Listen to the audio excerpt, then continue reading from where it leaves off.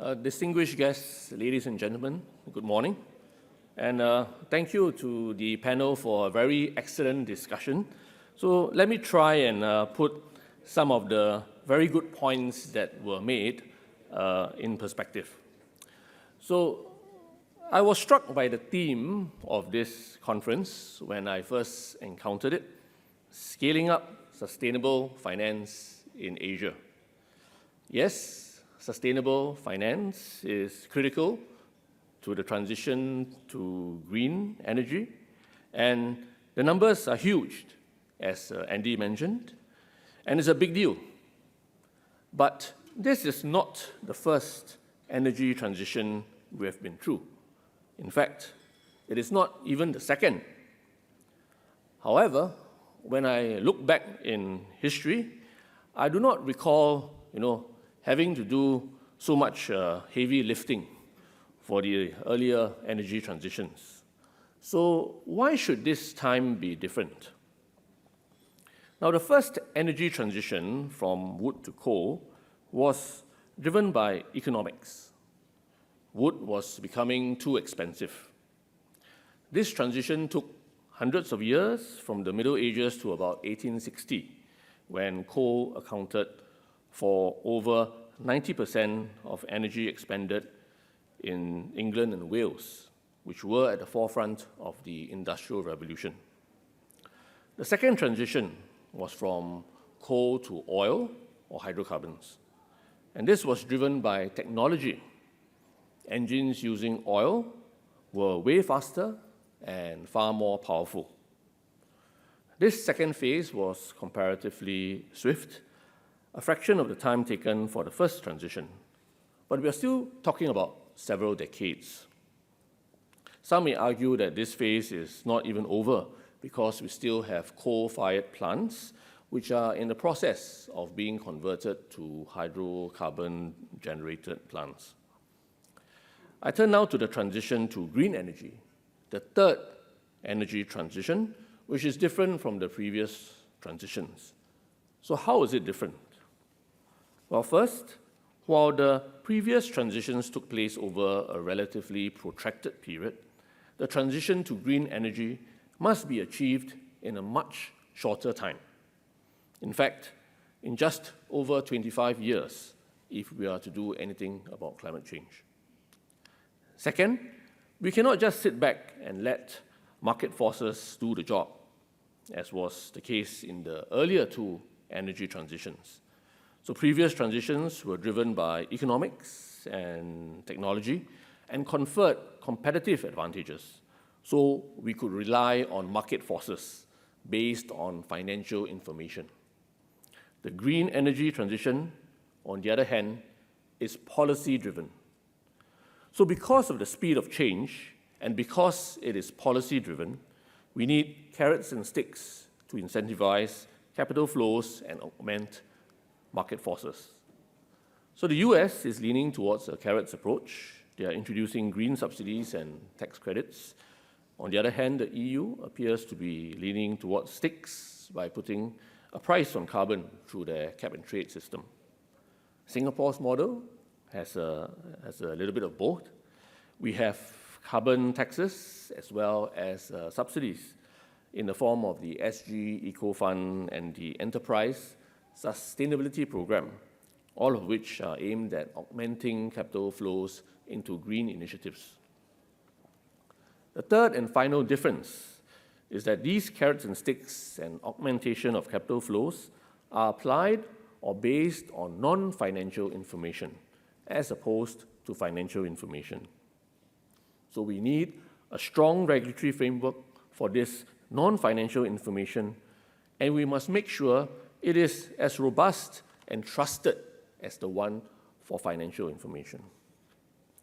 So in another forum, I've spoken about the need for non-financial information to be available, comparable, and trusted. Inspired by how this conference, the fourth annual Regional Sustainable Finance Conference organized by ASIFMA, has structured today's discussions, I thought I would reorganize the elements into 4 Ds: disclosures, data, definition, And overarching these 3Ds is the fourth D, discipline. So starting with disclosures, this refers to making information available. SGX has mandated climate reporting for listed companies using a phased approach, starting with the most carbon-intensive industries, such as financial, food and agriculture, and energy, followed by transport and building. It is also important for information that is disclosed to be comparable. Without a common reporting standard, investors would not be able to compare one investee company with another. So we have signaled that we will adopt, when finalized, the reporting standards of the International Sustainability Standards Board, which is shaping up to be a global baseline. In this respect, we are working closely with the Accounting and Corporate Regulatory Authority, which is the corporate regulator in Singapore, to extend climate reporting based on these international standards to both the listed and unlisted space. Now, extending climate reporting to the unlisted space is significant for two reasons: to eliminate regulatory arbitrage by bad actors who might otherwise simply privatize, and to make it possible for companies to report their Scope 3 emissions from their entire value chain. Now, the second D is data, and this refers to the ease of access to information. Having an information buffet will not be very useful for investors if there's no structured format for them to consume the data. SGX has therefore launched a sustainability disclosure platform called ESGenome. Listed companies can input their climate data onto this platform in a structured and effective manner, and it will be in a common digital format that is easier for investors to use and access. Digital data is key to helping corporates and investors manage the wealth of information. The third D refers to definition. So this refers to a green taxonomy or a taxonomy of sustainable activities. This is different from disclosures and data. Those focus on the operational metrics that companies should report, but a taxonomy defines whether the level of performance is indeed sustainable. The Monetary Authority of Singapore has set up a Green Finance Industry Task Force, which is consulting on one such taxonomy. The proposal classifies economic activities according to a traffic light system: green for sustainable activities, amber for transition activities, and red for unsustainable activities. So can you imagine being able to see a company's activities and revenues, an asset manager's portfolio, or a bank's loan book broken down into green, amber, or red? To see it visually in the form of a pie or bar chart could be very powerful. Now, another way that that definition can help in the transition is in allowing investors to more easily identify sustainable financial instruments.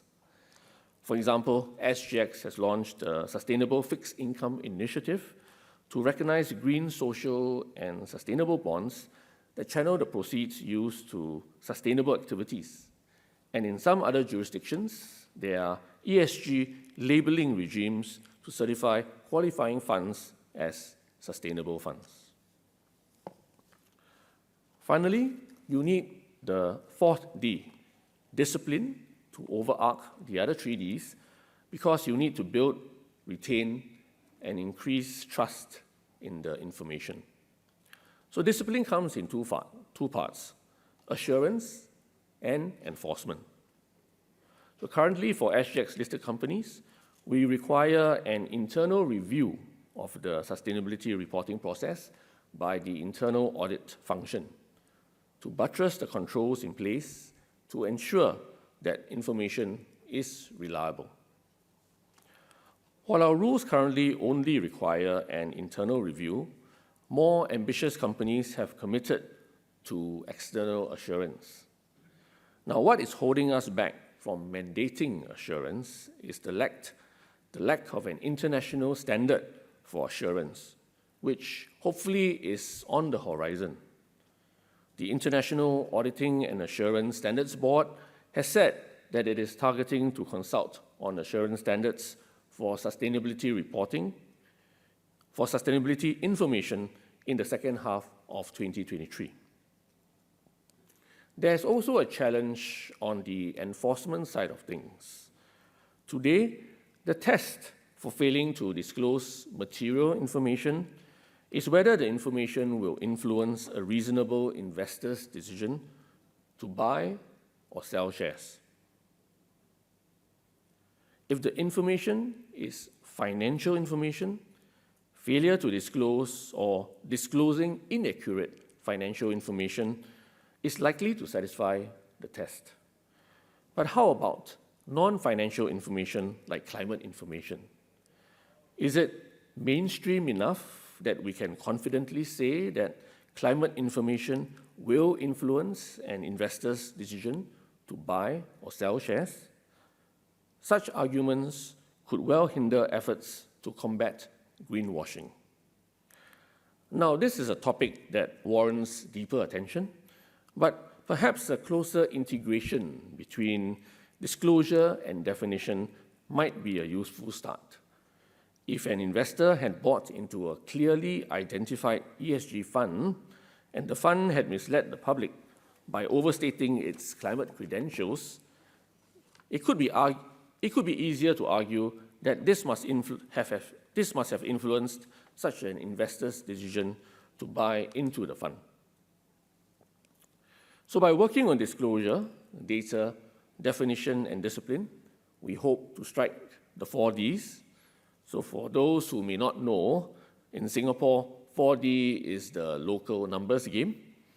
So the top four prizes, the top prizes are relatively small compared to, say, the Mark 6 game in Hong Kong. But unlike clinching the Mark 6 first prize, which has odds of apparently 1 in about 14 million, I'm happy to say that the big prize for the 4Ds of green transition likely enjoys much better odds if we pay attention to these areas. So on that note, thank you, and I wish you a very insightful conference ahead. Thank you very much.